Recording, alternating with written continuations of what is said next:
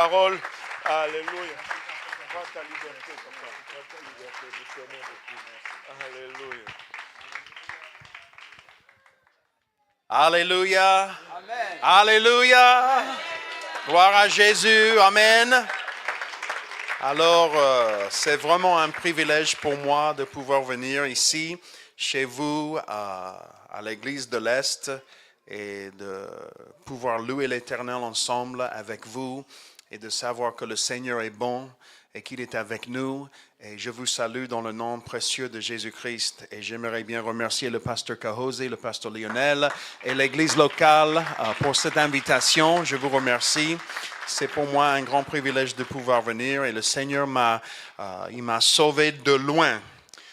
J'avais un long voyage pour arriver à recevoir le salut dans le nom de Jésus. Et je remercie le Seigneur pour ce qu'il a fait pour moi et pour ma famille quand il nous a sauvés. C'est vraiment un miracle. Et si vous pensez que peut-être vous n'avez jamais vu un miracle, vous êtes en train de regarder un miracle maintenant. Me voilà, je suis un miracle. Le Seigneur m'a sauvé. Et c'est toujours si bon d'être dans la maison de Dieu avec la famille de Dieu. J'apprécie toute la générosité de Dieu envers nous. Et je vous salue dans le nom de Jésus. Et qu'est-ce que je suis content pour cette bâtisse. Amen. Wow. C'est un miracle aussi. C'est la première fois que je prêche dans une bijouterie. Hein? Alors, c'est un grand plaisir.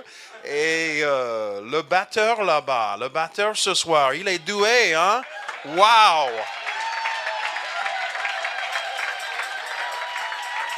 Il est où? Ah, voilà, le voilà. Je vais emmener le batteur avec moi en West Virginie, hein? Mais il est doué, hein? Mais j'apprécie tous ceux qui ont joué la musique, qui ont chanté, qui ont nous aidés ce soir à louer l'Éternel. Et vraiment, il y a de la liberté ici ce soir. Et quand je regarde les visages ici, dans le sanctuaire, la plupart des gens, je ne connais pas. Alors, je ne connais pas ton histoire, je ne connais pas ta famille, ni ce qui se passe avec toi. Mais ce soir, ce moment est un moment important pour nous tous. Et pas parce que le pasteur Fazalore est là, mais parce que Dieu lui-même est là. Il est parmi nous ce soir. Et il connaît tout. Et il veut te changer ce soir, il veut te toucher ce soir dans une manière profonde, dans une manière réelle. Alléluia. Il est réel, il est vrai. Alléluia. Et on peut nous approcher vers lui ce soir. Amen. Alors, ce soir, je veux regarder à nouveau l'histoire dans 2 Rois, chapitre 4, d'Élie et l'interaction du prophète avec la femme et le pot de l'huile. Et avant d'ouvrir le récit d'Élisée, je veux vous dire un petit quelque chose au sujet d'Élisée. Il venait juste de laborer dans le champ un jour quand Élie est passé devant lui. Et Élie a précédé Élisée. Et Élie ne fait que passer à côté de lui. Élisée ne fait que laborer le champ. Et je me demande qui ne fait que traîner dans la vie. Lorsque vous ne vivez que pour Dieu, vous ne savez jamais quelles choses étonnantes peuvent apparaître quand tu fais ce que tu dois faire, le nécessaire. Amen. Alors, 2 Rois, chapitre 4, verset 2, la Bible dit, Élisée lui dit, que puis-je faire pour toi? Dis-moi, qu'as-tu à la maison? Elle répondit, ta servante n'a rien du tout à la maison qu'un vase d'huile. Et il dit, va demander au dehors des vases chez tous tes voisins, des vases vides, et n'en demande pas un petit nombre. Quand tu seras rentré, tu fermeras la porte sur toi et sur tes enfants. Tu verseras dans tous ces vases, et tu mettras de côté ceux qui seront pleins. Alors elle le quitta. Elle ferma la porte sur elle et sur ses enfants. Il lui présentait les vases et elle versait. Lorsque les vases furent pleins, elle dit à son fils, présente-moi encore un vase. Mais il lui répondit, il n'y a plus de vase. Et l'huile s'arrêta. Elle alla le rapporter à l'homme de Dieu et il dit, va vendre l'huile et paie ta dette et tu vivras, toi et tes fils, de ce qui restera.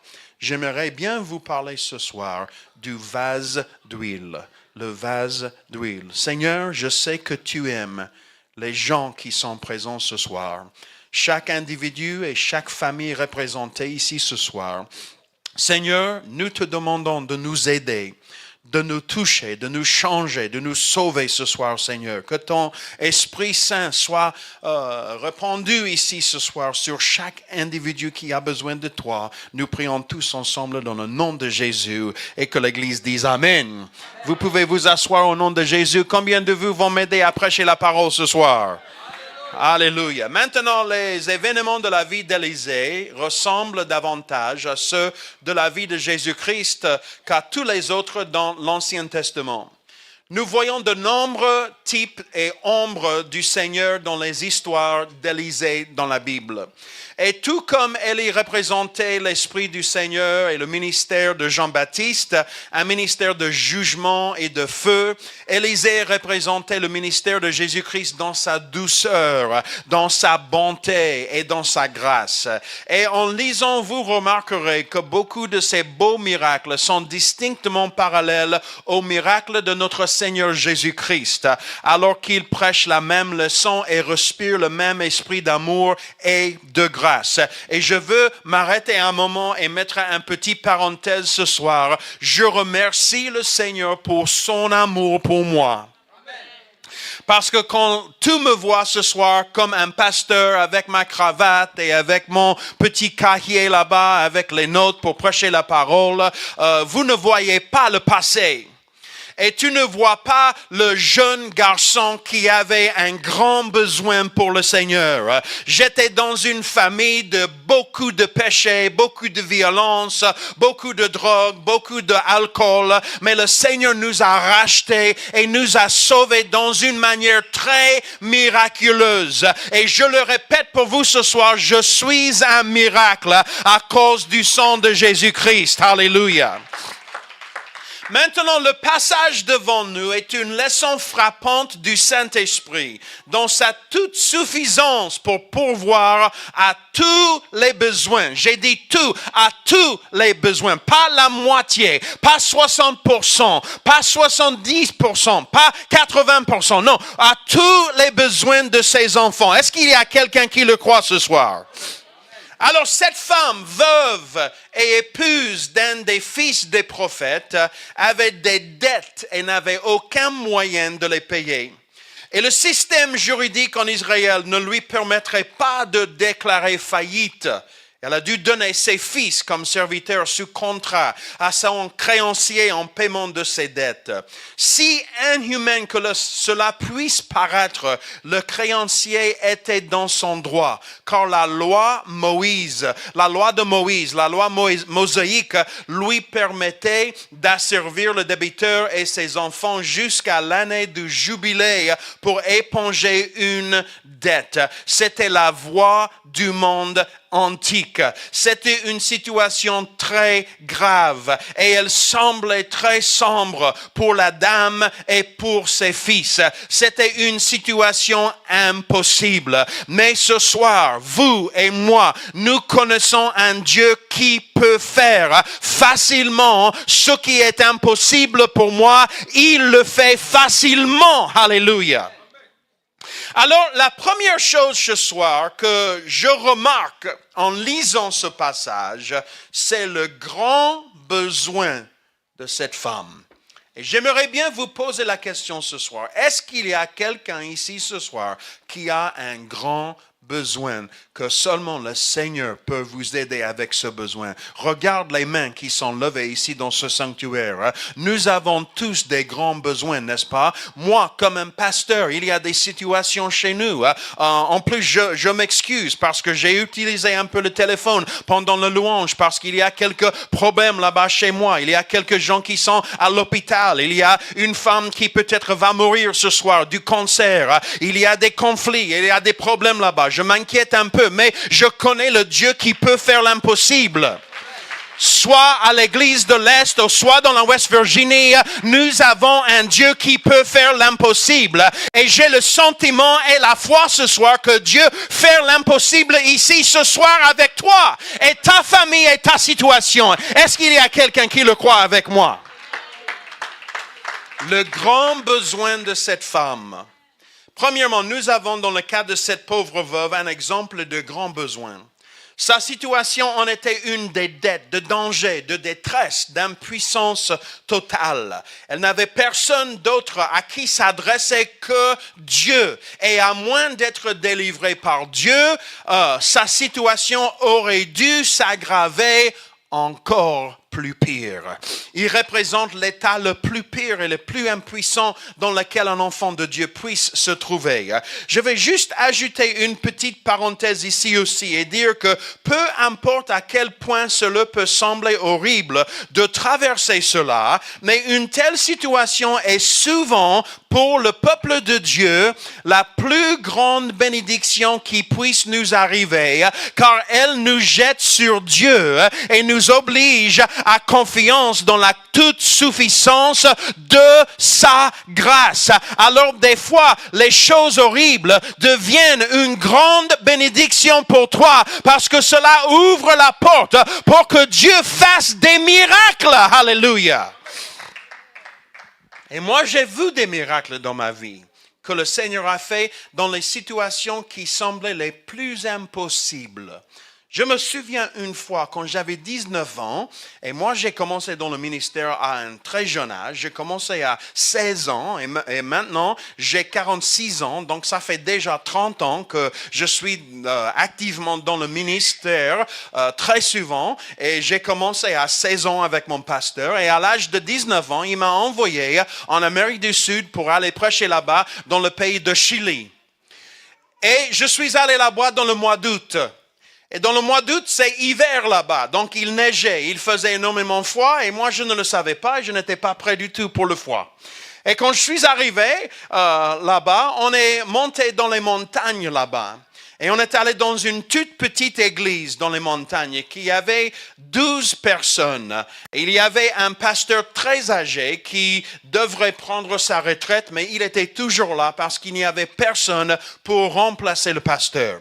Et ce n'était pas la meilleure situation pour l'église. Il y avait beaucoup de gens qui se sont allés de l'église, ils ont quitté l'église, il y avait beaucoup de rétrogradés et c'était des années et des années et des années depuis que quelqu'un avait reçu le Saint-Esprit dans cette église. Alors moi, à 19 ans, j'étais pas très doué dans le ministère, je ne prêchais pas très bien, je n'avais pas beaucoup d'expérience, je ne savais pas exactement quoi faire, mais j'avais beaucoup de confiance en Dieu.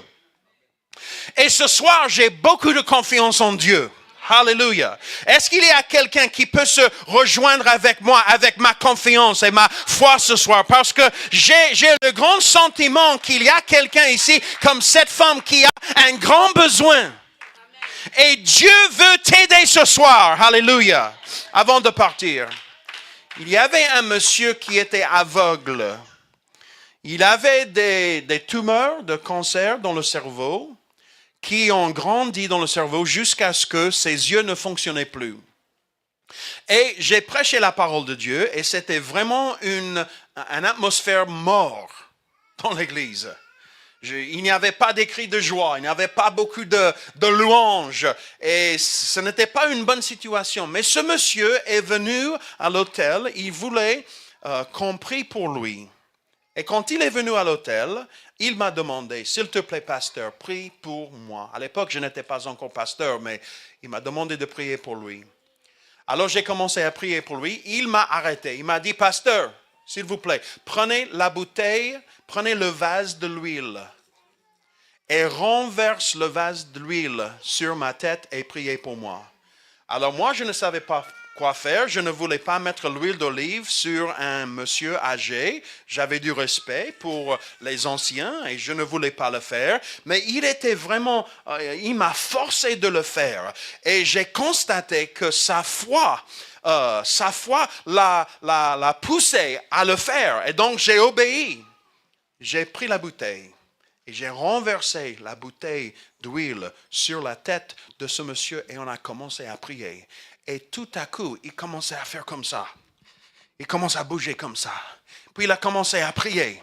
Il a commencé à prier en langue.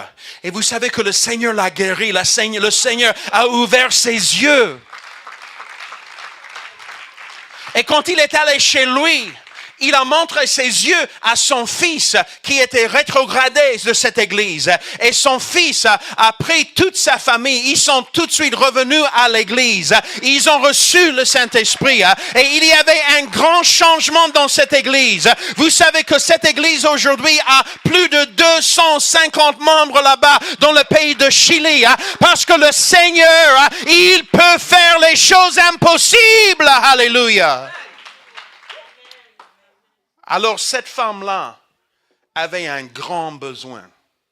Et cette église au Chili avait un grand besoin. Et je sais sans doute quand je priais avant d'arriver ici à l'église de l'Est qu'il y aura une personne ou bien plus qu'une personne, peut-être plusieurs personnes qui sont dans un grand besoin ce soir. Peut-être tu as déjà posé la question, Dieu, si tu es vraiment là, montre-moi ta présence. Il est là pour montrer soi-même à toi ce soir. Dieu, comment est-ce que je suis arrivé là où je suis? Je ne voulais pas être là, mais me voilà, Seigneur, avec un grand besoin. Peut-être je me trompe, mais je ne pense pas. Je sais qu'il y a quelqu'un ici ce soir. Écoute la parole de Dieu. Dieu fait les choses impossibles. Et si tu te trouves dans un grand besoin comme cette femme, il peut pourvoir à tes besoins. Voilà notre Dieu. Voilà notre Dieu. Voilà notre Dieu. Voilà notre Dieu. Alléluia. Quand j'étais plus jeune, j'étais un professeur de l'espagnol et de français dans un lycée. Et quand j'ai changé d'une région à une autre région, j'avais perdu les assurances pour la santé, pour les médicaments, pour le... Assurance, c'est ça le mot. Vous comprenez mon français, hein? Les assurances, j'avais perdu les assurances au moment quand ma femme allait donner le jour à ma fille. Et elle avait beaucoup de difficultés à l'hôpital. Et elle a fait 21 jours à l'hôpital avec ma fille, le bébé. Et la facture était une facture de plus de $20,000 sans assurance. Et aux États-Unis, le gouvernement ne t'aide pas du tout avec les assurances ni les frais quand on va à l'hôpital. Donc ça coûte et tu dois payer. Tu peux ruiner ta vie si tu ne paies pas. Et on a dit, Seigneur, nous ne savons pas quoi faire. Nous avons un grand besoin. Qu'est-ce qu'on fait? Et moi, j'étais encore jeune dans le ministère. Je ne prêchais pas bien. Bon, même aujourd'hui, après 30 ans, ce n'est pas trop bien, mais j'arrive peu à peu. Mais on a prié le Seigneur. On est allé à l'église un jeudi soir, ma femme et moi avec la bébé. Il n'y avait personne là-bas. Et on est venu à l'hôtel. On a demandé au Seigneur, Seigneur, aide-nous. Aide-nous. Nous ne savons pas quoi faire, mais aide-nous, Seigneur. Vous savez ce que le Seigneur a fait? Le téléphone a commencé à sonner. C'était un pasteur qui m'a invité à venir prêcher un réveil chez lui de 5 nuits, 5 services d'adoration. Et le problème, c'est qu'à l'époque, je n'avais que 3 messages. je n'avais que 3. Alors, je disais à ma femme, bon, on y va, mais les premiers 3 jours, ça va, mais le 4e, je ne sais pas encore. Hein. Peut-être l'Esprit de Dieu va bouger, va agir partout et ça ne sera pas nécessaire pour la prédication ce soir-là. Et voilà le problème. Je ne savais pas quoi faire, mais j'ai accepté, je suis allé. Et j'ai prié, je cherchais le Seigneur, j'ai étudié. On a fait les 5 nuits de réveil. Il y avait 20 personnes qui ont été remplies du Saint-Esprit. Et vous savez ce que le Seigneur a fait? Le Seigneur a fait que le pasteur a appelé un autre pasteur qui m'a invité à venir. Et pendant tout l'été, dans le congé pour un professeur, j'ai prêché des service d'adoration de réveil dans les églises différentes. Et avec les offrandes que j'avais reçues, j'ai payé la dette à cause du Seigneur. À cause du Seigneur. Il m'a sauvé de mes péchés. Il m'a sauvé de mes dettes. Il m'a sauvé de moi-même. Je ne peux pas parler pour votre culture, mais ma culture, la culture italienne de là-bas aux États-Unis. Et on appelle la ville Kaiser, la petite Italie, parce qu'il n'y a que des familles que les grands-parents sont venus de l'Italie pour travailler avec le charbon et avec le chemin de fer là-bas chez nous. Et à l'époque, dans les années 60, les Américains gagnaient 2 dollars par jour et les Italiens gagnaient 1 dollar par jour à l'époque. Et mes grands-parents ont participé, et mon papa et mes oncles. Et je suis le seul qui ne travaille pas avec le chemin de fer qui s'appelle Fazzolore là-bas à Kaiser. Je suis le seul. Merci Seigneur. Mais la culture, il y avait beaucoup de choses dans la culture qui n'étaient pas d'accord avec la parole de Dieu. Je peux être très honnête avec vous ce soir. On buvait beaucoup, hein? On buvait trop. Et quand on buvait trop, vous savez quel est le résultat? C'est la violence. C'est la violence. Les oncles contre les autres oncles et même les hommes contre leurs épouses. Et voilà la culture. Je ne critique pas l'Italie parce que j'adore les Italiens. J'adore les pâtes, ça se voit, hein? Mais voilà mon passé. Voilà mon passé. Vous parlez d'un besoin. Cette femme avait une grande dette. Moi aussi, j'avais une grande dette à payer. C'était la dette de péché. Les erreurs que nous avons faites, mais le Seigneur nous a sauvés. Je ne sais pas qui, mais le Seigneur veut sauver quelqu'un ce soir. Si tu n'as jamais expérimenté le Saint-Esprit, aujourd'hui c'est ton jour. C'est ton jour. C'est ton jour. Alors, je vous pose la question ce soir. Est-ce qu'il y a quelque chose dans ta pensée, dans ton cerveau, dans ton cœur, qui t'empêche de recevoir ce dont tu as besoin du Seigneur? Si c'est comme ça, qu'est-ce que c'est? Est-ce que tu peux identifier ce que c'est? Et est-ce que tu, ce soir, peux venir à l'autel et peut sacrifier cette idée ou cette chose, quoi que ce soit, il dit lui, Seigneur, je n'ai pas beaucoup de choses à offrir, alors je m'offre moi-même à toi. Et je te crois que tu peux pourvoir à mes besoins, que tu peux répondre à ma vie, que tu peux changer ma vie. Je remercie le Seigneur pour ce que les médecins font. Je remercie le Seigneur pour ce que les psychologistes font. Je remercie le Seigneur pour ce que les sociologistes font. Je remercie le Seigneur pour ce que les professeurs aux écoles font pour les élèves. Je remercie le Seigneur pour tous les services humanitaires que les gens font dans le monde d'aujourd'hui. Tu peux trouver de l'assistance, de l'aide si tu en as besoin. Mais il y a des choses que Dieu seul peut. Et le problème de péché, c'est Dieu seul qui peut le changer. C'est lui seul. J'avais préparé un message plus élégant avec du vocabulaire et des mots hébreux et grecs de la Bible pour sembler au moins un peu intelligent, mais j'ai le grand sentiment ce soir que Dieu veut agir, que Dieu veut toucher quelqu'un, que même quelqu'un t'aide peut-être à poser la question, Dieu, si tu es là, montre-moi que tu es là. Il va te montrer ce soir. Il va te montrer ce soir. Il va te montrer ce soir.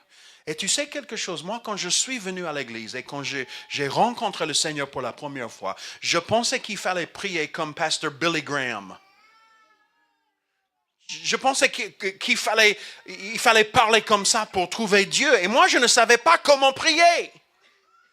Mais il y avait quelque chose qui a touché mon cœur. Je savais qu'il y avait quelque chose et je voulais cette chose, quoi que ce soit. Je voulais cette présence. Je voulais être touché de Dieu. Alors, je suis venu et j'ai levé les mains et je ne savais même pas quoi dire, ni comment agir, ni quoi faire. Et le pasteur qui était si gentil m'a dit, petit Robert, lève tes mains, laisse les larmes tomber, ouvre ta bouche. Dis-lui, Jésus, que je t'aime. Jésus, aide-moi.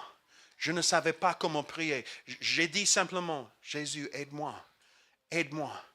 Aide-moi. Et tu sais quelque chose? Aide-moi, Jésus. C'était suffisant. C'était suffisant. Ce n'était pas une prière comme Pasteur Billy Graham. Non, non, non. Ce n'était pas une prière théologique qui venait de livre d'Exode avec des mots religieux. Pas du tout. Dieu ne s'intéresse pas avec ceci.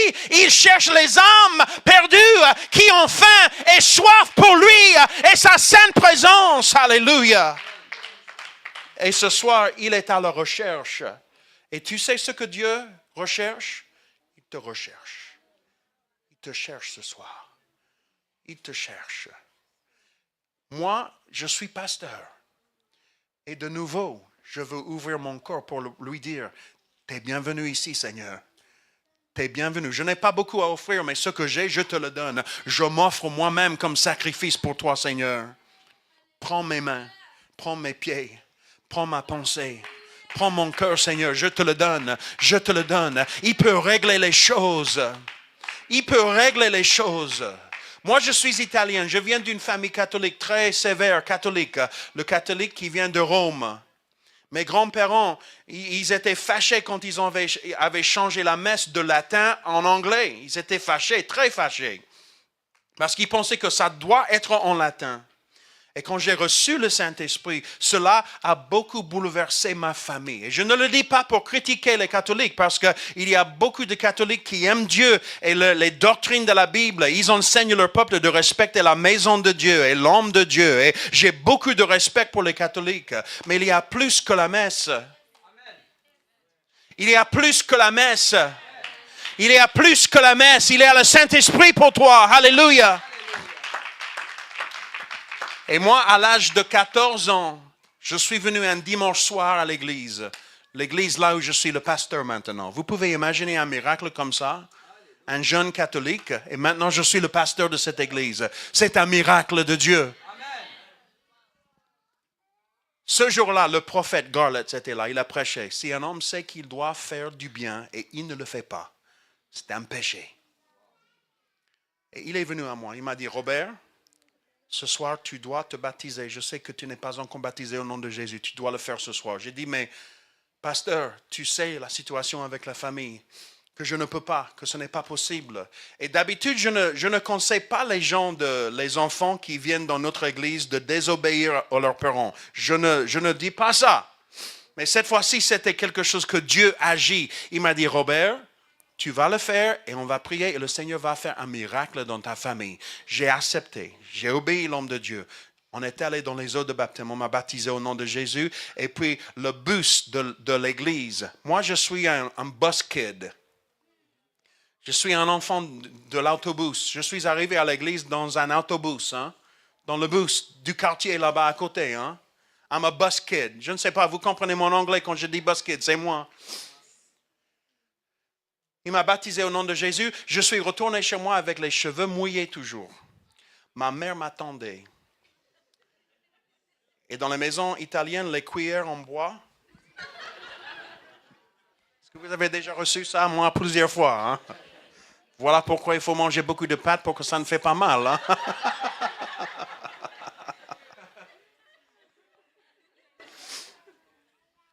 Elle m'attendait avec des larmes.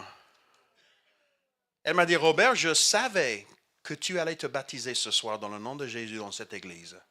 Et j'étais très fâché avec toi. J'allais te faire battre avec la cuillère en bois. Mais à 8 heures, à 20 heures, il y avait une présence qui est entrée ici dans le salon qui m'a touché. Je ne comprends pas cette présence, mais j'ai senti quelque chose. Et cette haine que j'avais pour cette église pentecôtiste a été enlevée de mon cœur.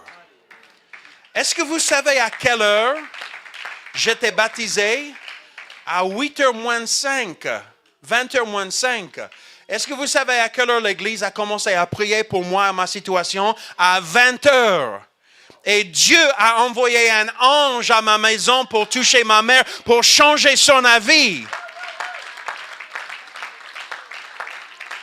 Est-ce que j'ai convaincu quelqu'un ce soir déjà que si tu as un grand besoin, le Dieu qui peut pourvoir à tous les besoins est présent ce soir? Alléluia!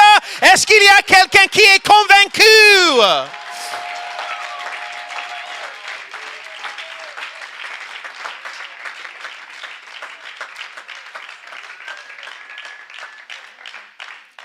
Chaque fois que la femme est allée chercher de l'huile pour le vendre, vous savez ce qui s'est passé? Il y avait de l'huile. Chaque fois.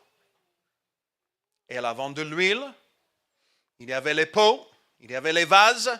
Et vous savez quoi? Le Seigneur les a remplis encore. Elle a vendu l'huile, elle a payé ses dettes, elle a continué sa vie, et ses fils et elle ne sont pas venus des esclaves aux autres à l'époque. Parce que le Seigneur a pourvu à leurs besoins. Wow, pasteur, j'espère que ça va ce soir. Mais il me semble comme si le Seigneur va vraiment pourvoir à un besoin impossible ce soir pour quelqu'un. Je veux faire quelque chose de différent. J'ai demandé au pasteur Lionel, avant de prêcher ce soir, s'il avait déjà entendu parler de ce qu'on appelle en anglais an old-fashioned prayer line, ce qu'on appelle en français une chaîne de prière à l'ancienne. Je ne sais pas si vous avez déjà vu ça, mais c'était quelque chose que nous avons fait à l'époque. C'est-à-dire que nous avons les pasteurs, les anciens qui viennent ici, et puis l'Église vient, ils font la queue. Et on prie pour chaque individu. Lorsque vous passez là-bas, on impose les mains pour prier pour vous, pour que vous receviez